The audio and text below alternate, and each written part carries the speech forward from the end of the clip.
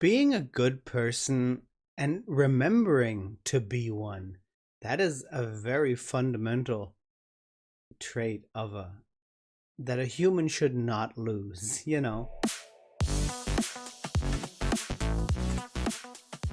3, mabuhay! Hey, kamusta ang lahat? Hi everybody, I'm Pierre and welcome to Neon Reactions. Folks, today we are back with the Filipino Story Studio. And yes, ever since I watched that 3-part animated series of the culture and the heart and kapwa of the Philippines, I really love this channel. I like the way things are narrated. I like how to the point they are. It's not talking around, it's not beating around the bushes all too much. I really enjoy that. And today we're going to take a look at the history of Filipino women that schools never taught us. And yes, I'm so here for that. So let us take a look at some more cultural and historical things about the Philippines, about my future home if everything goes right. So yes, before we dive in, don't forget to hit that subscribe button, like and share the video. Hop on over to my Patreon if you want to support me. Check out my Discord, my podcast with V, my 2-3 Mabuhay shirt, and if you have anything to tell me, the comment section is the place to go. But now, it's time for some information. We just always have to remember, whatever the gender is, we must always look at him or her as kapwa. Makasaysayang araw po. Oh, Historic yes, day very to true. everyone. I'm Xiao Chua, historian for the Filipino Story Studios, and welcome to another bizarre episode of Ask Xiao! Muli, nagpapasalamat po kami sa ating mga kababayan, lalo na mga Filipino-Americans, for the questions that they're sending me. Thank you for being so cooperative and for sending all your questions. So, it's Xiao time! This is the first time I'm hearing this one. It's actually very, very cool. A good start. It's not showtime, it's show time. That is good. At Cupcake Republic, if you could spend one day with a historical Filipino woman, who would it be and why? Okay, maybe my answer to this is the wife of God Andres Bonifacio, Gregoria de Jesus, or Taoryang. Gaoyang. Okay. That's a beautiful picture. That is actually a very beautiful picture. Was in many ways an underrated Filipino woman and Filipina hero. Mas kilala natin yung mga Tandang Sora, di ba? But Gregoria de Jesus not just supported Andres Bonifacio. She fought with Andres Bonifacio. She held the documents of the Katipunan. She was the embodiment of the role of women in the fight for freedom. It's not just to care for the sick or to keep documents, but to fight with the men. She was one of those who held the gun and fought for our freedom. And what I like about her was, despite the fact that their own men eventually would kill her husband, despite all the bad things that happened to her, towards the end of her life, she still told the young people through her autobiography to love our country, to remember the hero, to be a good person. I really would. Being a good person and remembering to be one. That is a very fundamental trait of that a human should not lose. Okay, she seems very interesting. I might have to, well, yes, I will take a look into who she was in depth. Would have wanted to talk to her and ask her a lot of questions. So I would like to meet Kaoryang. Wow. Salamat, Kaoryang. We love you. At 20 together, 44 ever. What? What were Filipino women like during pre-colonial times? How did colonization change us? Oh, it's Women's Month nga pala, kaya all of these are questions about women. Well, we always look at Filipino women historically as the Maria Clara type, as embodied in the heroine of the Rizal novel, Noli Me Tangere. But if you're going to look at it, although she is depicted as the perfect Filipino woman, she is perfect for her prudence. She was perfect because she was not scandalous. She was perfect because she doesn't really fight over anything. And we will still watch Maria Clara at Ibarra, definitely. I still have to find the time, but we will get to Is the that. traditional way Filipinos look at women. Oh, that was a nice The fight picture. Wait a over second. anything is the traditional Beautiful. Nice dresses. Wow. Beautiful dresses. way Filipinos look at women. Okay. Whoa. Wow.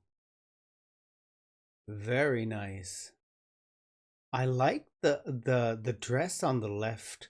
Basically, they are the same. They've got the same shape with this giant V, but I do like the one on the left a lot.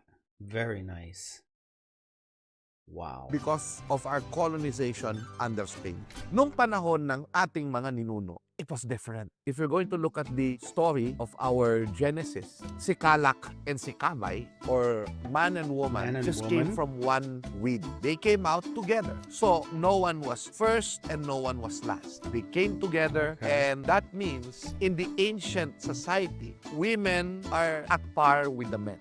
For example, in most cases, the datu, the head of the bayan, are men. But the role for women was called the babaylan, the spiritual leader. And yung mga babaylan na ito, supposedly, they can communicate with the bathala. And when the babaylan speaks, she is with the authority of the divine. So the datu, the elders, and the okay. people, the bayan, They listen to her, right? they get advice from the babaylan. Yes, That in yes. many ways, according to Seo Salazar, makes our society more of a matriarchal society than a patriarchal society.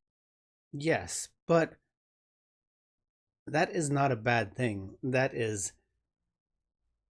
It is just evening out the scales a little bit from what we know in Western society or in other societies in general.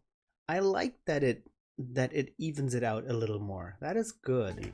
Now, what happened was when the Spaniards came, they introduced Catholicism. It was a different way of looking at gender. And that is when more or less we became patriarchal. Today, Yes. as we see, there are a lot of things that have already changed. Women are more educated. Before, only the rich women were educated during the Spanish period. Now, they have more roles in our society. They take on more jobs that used to be reserved for men, but we still have a lot of things to do. We still have to fight, not just for equality for women, but for everybody. There you go. That is good for everybody. Let's just level out the whole playing field. Let's just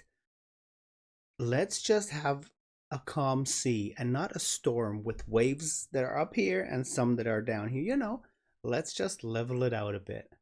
Yes, equality for everybody. We just always have to remember that whatever the gender is, we must always look at him or her as kapwa. Kapwa Yes. is the Filipino concept of human rights. It begins with kapwa. Very true. Administer violence. When was the worst time to be a woman in the Philippines? And when was the best time? That's an interesting question. I was reminded Okay. by our director, Bani Logroño, that it's worse during the Japanese era. During World War I II, guess so. when women were actually seen by the Japanese imperial forces as part of their R&R. There's one siege called Siege of Mapanique, when the Japanese attacked a Okay. Pampanga town and they killed a lot of people, but also collected the women and placed them at the Bahay na Bato in Bulacan. And that is where they became comfort women. Even today, Okay. the Japanese government don't recognize the existence of the comfort women because in their official story, these women were not forced, which of course, a lot of us don't agree. And so the fight continues. A lot of the lolas already died. Those that are remaining are probably only a handful, but history will have justice for these women. Especially, I remember Lola Rosa Henson, who's the first one to admit that there were actually comfort women. Because even them, immediately after the war, cannot tell other people, cannot tell their husbands, cannot tell their families because of our That was a concept of terrible kahihiyan. time. In general, World War II, all wars are in general absolutely devastating times. And then stories like this is even more heartbreaking and terrible. So sad. On the other hand, ladies and gentlemen, war brings the worst and the best in people. And so despite the fact Yes. that that was, of course, the worst time to be a woman, a lot of the women responded to the call of the times to fight for their country, like Mm-hmm. Commander Liwayway, Remedios Gomez Paraiso, Commander Liwawai. Okay. the guerrilla leader who was seen by her comrades as wearing lipstick before going to battle. Why? Because she wants her soldiers to be inspired to fight the Japanese. Okay. Very cool. Wow. Wow. Okay. Chapeau. Wow. Di ba? Iba ang Pinoy. Iba ang Pinay. At Deco Oregano, Professor Xiao, if you could invite 3 historical figures to your wedding, who would they be and why? First, a shout out Oh. to my fiancé, Mai. Thank you for marrying a guy like me. I'm so blessed. I'm so lucky that you chose me. And I thank God every day of my life for that fortunate selection of me. I like this guy. He is cool. Uh, he's got a wonderful sense of humor. This is good. If I could invite 3 historical figures to my wedding, I would probably want to invite, first, of course, Jose Rizal, because I really Okay. love him. Andres Bonifacio, because I love him more. And Gregoria de Jesus, so that Okay. Bonifacio will have a partner in the wedding. I would like these 3 heroes. But can I make it 5?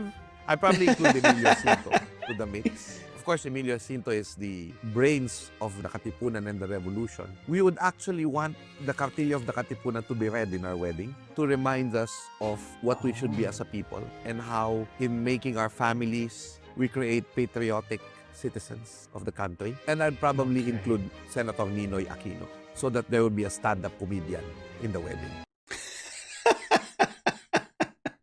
Okay, okay. Okay. All names that I will have to look up, that I want to look up. We've already taken a look, or I have already taken a look into Rizal. I will definitely look into the others. A senator as a stand-up comedian? What is the story behind that? So there we go. Jose Rizal, Andres Bonifacio, Gregoria de Jesus, Emilio Cinto, and Senator Ninoy Aquino. These are the 5 personalities. At Okay. I know that won't happen, my friend, but if you ever marry, I'm wishing you all the best. Yes. the piano. What is the necklace that you are wearing all the time? My goodness, why are you asking? Is there any significance to it? Okay, this is the Nativity Cross. But the other necklace that I have is a linglingo. This linglingo, this design, actually can be found not just in the Philippines, but also in Vietnam, in Sabah, and other parts of Southeast Asia. A linglingo, well, it may be a symbol of the spirituality of our ancestors because the early Filipinos, they believe that if you put earrings of various materials like gold, like jade, bracelets, anklets at the extremities of your body, your fingers and your toenails, which were the entry point and exit points of the kaluluwa or the soul, that Of means the yes, of the energy that flows through us. Very true. ancestors want to keep their kalooban good, malinis, pure. So that was their belief at that time. And so I wear this linglingo to identify myself as an Austronesian and to represent what my people value the most. And that is kabutihang loob, The soul. pakikipagkapwa-tao, and bayan. Very cool. I like that it has meaning. I like that it is not just an accessory, you know. That just says so much about him and about his beliefs. I like that. I actually really like that. It's nothing just for the looks. It has a meaning. And that is what's important. At Ria Chan, Ask Xiao, tell me about Filipino tattoo traditions. So, there was a Oh, time a few years back when if you are tattooed around your body, you are stigmatized as an ex-convict. But remember yes. that before the coming of the Spaniards, our Bagani, they fight battles, and when they fight battles, they needed also some sort of protection. So, they made their tattoos sort of their anting-anting. According to the study of Vicente Villar, Mm. these pintados, when they go to war and they win, they will receive a tattoo or a fatek. That's why when you have a lot of fatek in your body, if you're a warrior, that makes you a skilled warrior. And if you have many Oh. batek, that means you are batikan. So even today, the term batikan is used for someone who is skilled, like Pani Logroño, batikang direktor. But on the other hand, according to the new study by anthropologists Michael Paluga and Aya Agrario, the use of tattoo was not limited to warriors. It's also for the women, for aesthetic, for beauty, to be Oh, actually, okay. That I would not have thought that. Okay. beautiful. Because it's not that common historical wise that they were used for beauty. That it was, as he just described, it was mostly used as a sign for accomplishments or for, being the warrior, being brave and things like that, or having a certain standing.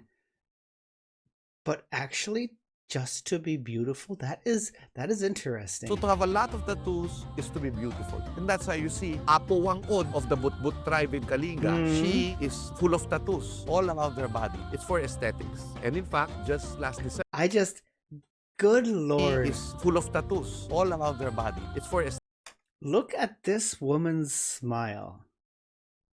My God, that is absolutely beautiful. Wow. And in fact, just last December, I actually got the iconic 3 dots from Apo Wangod. So, wow. Oh, very wow. Oh, how nice.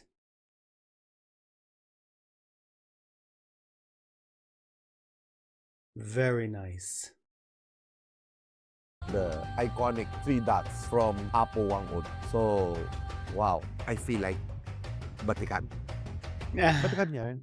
But for me, this has added significance because I know what this symbolizes. And it symbolizes that the bearer of this batek must have dangal, karanganan, Mm, kausayan, mm. and like a true bagani, paglilingkod. And so, with this batek, I rededicate my life to serve my countrymen as a historian.